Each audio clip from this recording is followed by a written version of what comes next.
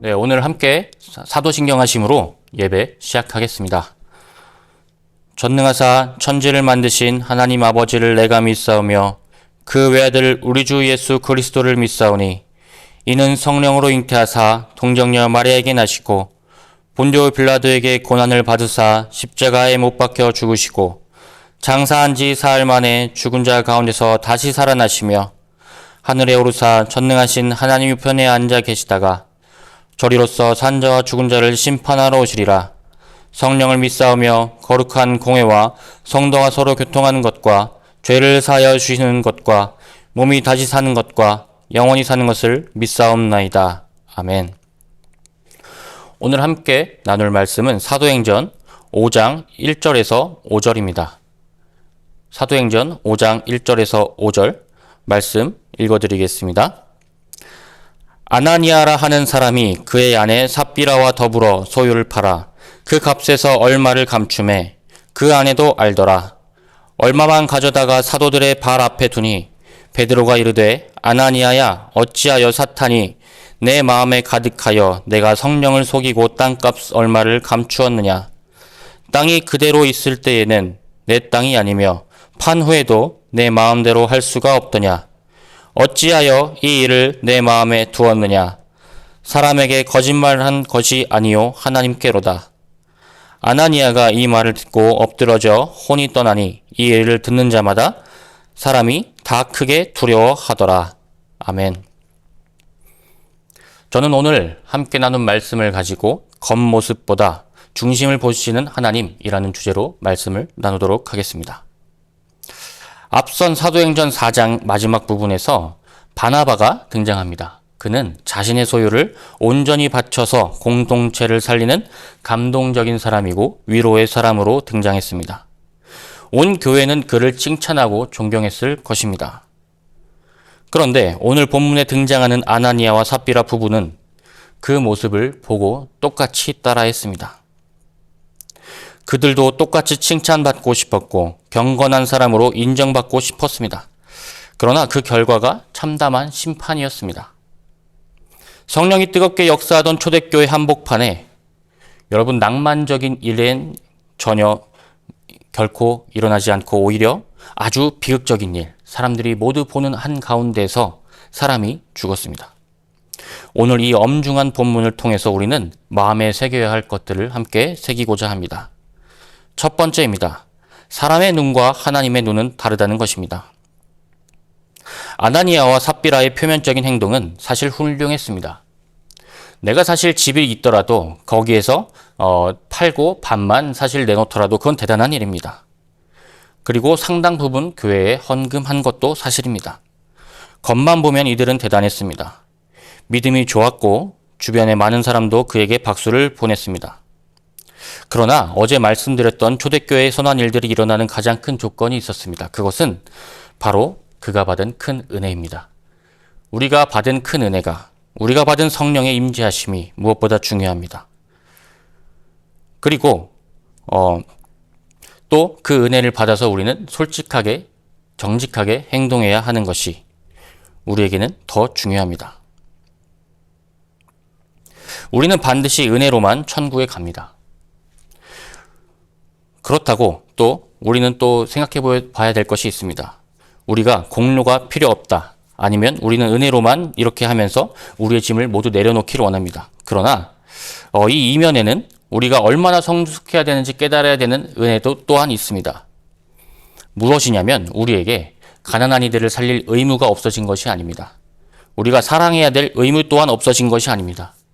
무엇이냐면 우리가 살아가면서 없어지지 말아야 될 것이 있는데 그것은 예수님의 이름이라는 것입니다. 그리고 사라져야 되는 것이 있는데 그것은 우리의 이름입니다.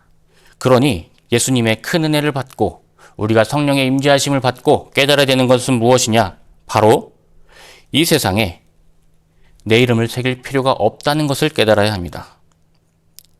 그렇다고 아무것도 하지 않는 것이 아닌 더 나아가서 우리가 열심히 예수 그리스도의 이름을 세상에 새기고 살아야 된다는 것이죠.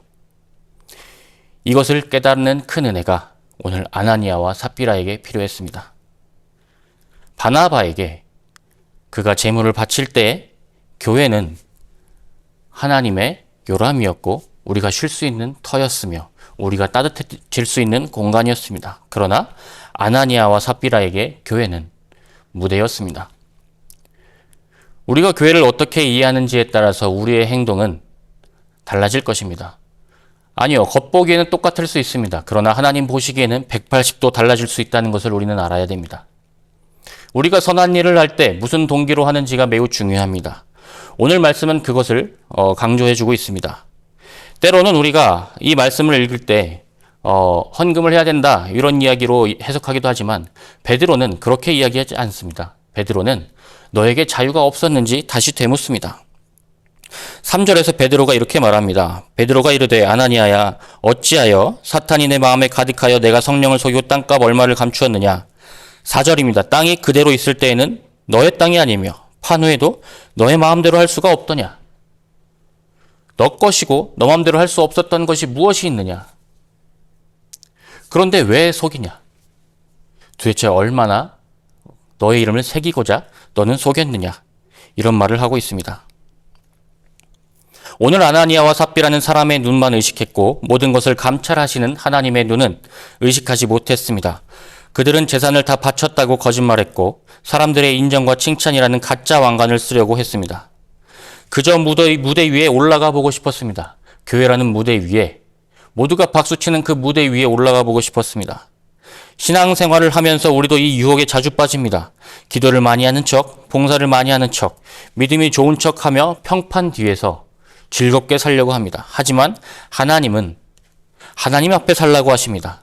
우리의 외모 뒤에 살지 말고 하나님 앞에 나아라고 말씀하십니다. 행동의 크기가 아닌 중심 은혜의 크기를 보시고 성령과 같이 한 시간을 보시는 것입니다.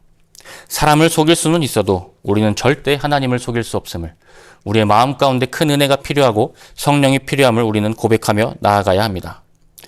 두 번째입니다. 두 번째는 성령을 속인 죄, 거짓의 치명적인 모습입니다. 베드로가 이렇게 말합니다. 베드로가 이르되 아나니아야 어찌하여 사탄이 내 마음에 가득하여 내가 성령을 속이고 땅값 얼마를 감추었느냐. 사람에게 거짓말한 것이 아니요 하나님께로다. 베드로는 아나니아를 향해서 무서운 선포를 합니다. 너가 성령을 속였다는 것입니다. 여기서 우리가 앞서 말한 것처럼 오해하지 말아야 될 것은 절대 헌금을 적게 내서거나 헌금을 하지 않아서거나 이런 것이 아닙니다. 단지 하나님을 속였기 때문입니다. 땅을 팔지 않아도 그것은 본인의 자유였고 판 후에도 그 돈을 다 내지 않고 일부 가져가도 큰 문제가 없었습니다. 그러나 그들의 진짜 죄는 성령을 속인 겁니다. 그들의 마음 가운데 베드로는 사탄이 들어갔다고 말하고 있습니다. 속인 것입니다. 허영입니다. 거짓된 것입니다. 은혜가 가득한 공동체 안에서 이 작은 거짓과 위선이 사실은 그냥 눈 감고 지나갈 수 있습니다. 그리고 특히 초대교회는 그것이 필요했을 수 있습니다. 왜냐하면 아직은 재정이 더 필요했을 것입니다.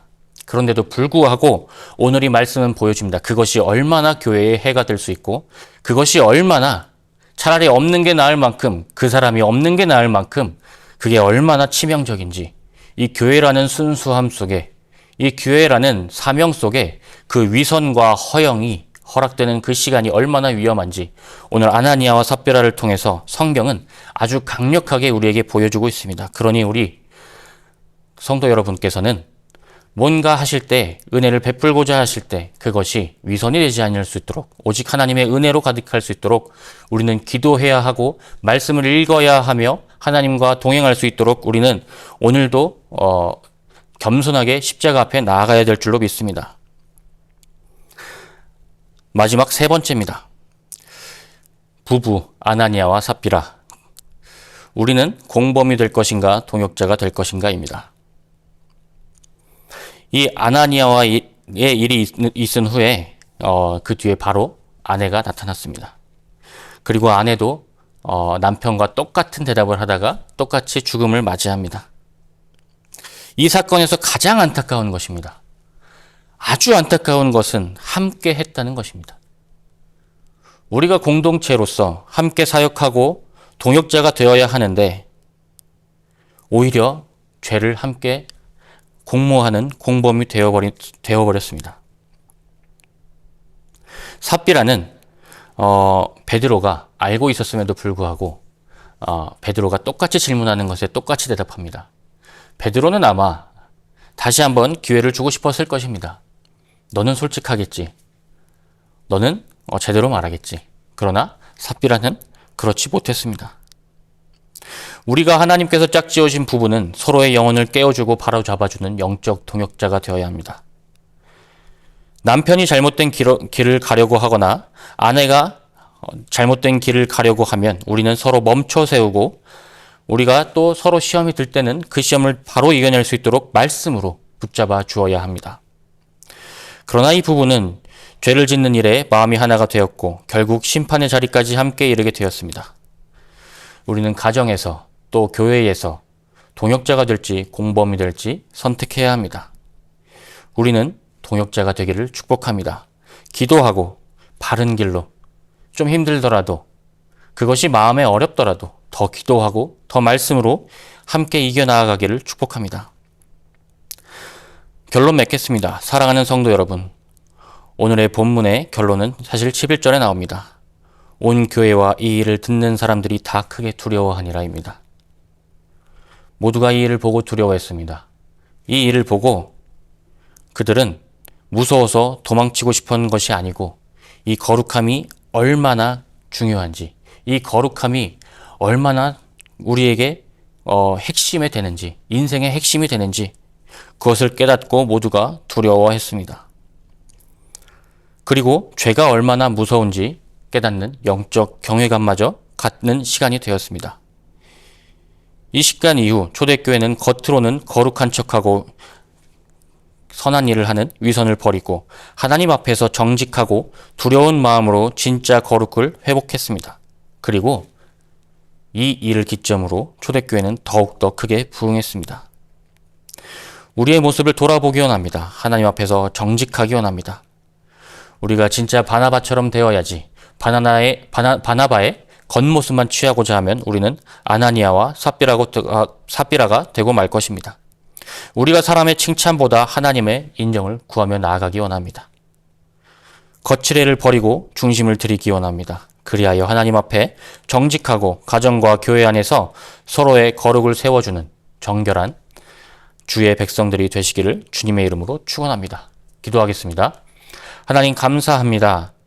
우리 삶 가운데 위선이 얼마나 위험한지, 거짓이 얼마나 위험한지 우리는 사실 알지만 눈 감고 넘어갈 때가 있습니다. 그러나 초대교회에서 하나님은 그것이 일어나선 안 된다고 정확하게 우리에게 말씀하십니다. 우리의 오늘의 삶 가운데 모든 선함이 그리스도의 은혜로 나타나게 하시고 복음 안에서 나타나게 하여 주옵소서. 주님의 은혜가 필요합니다. 우리의 살아가는데 우리는 박수를 받고 싶습니다. 그러나 그 자리가 아닌 하나님께서 예수 그리스도께서 기도하러 가신 것처럼 우리도 모든 박수 뒤에 기도하러 가는 그런 성숙함이 있도록 우리의 삶을 변화시켜 주옵시고 우리를 성장시켜 주옵소서. 감사합니다. 예수님의 이름으로 기도드립니다. 아멘. 다 같이 주기도문 하심으로 오늘 예배 마치도록 하겠습니다. 하늘에 계신 우리 아버지여, 이름이 거룩히 여김을 받으시오며 나라가 임하시오며 뜻이 하늘에서 이루어진 것 같이 땅에서 이루어지이다. 오늘 우리에게 일용할 양식을 주시옵고 우리가 우리에게 죄 지은 자를 사하여 준 것 같이 우리 죄를 사하여 주시옵고 우리를 시험에 들게 마시옵고 다만 악에서 구하시옵소서. 나라와 권세와 영광이 아버지께 영원히 있사옵나이다. 아멘.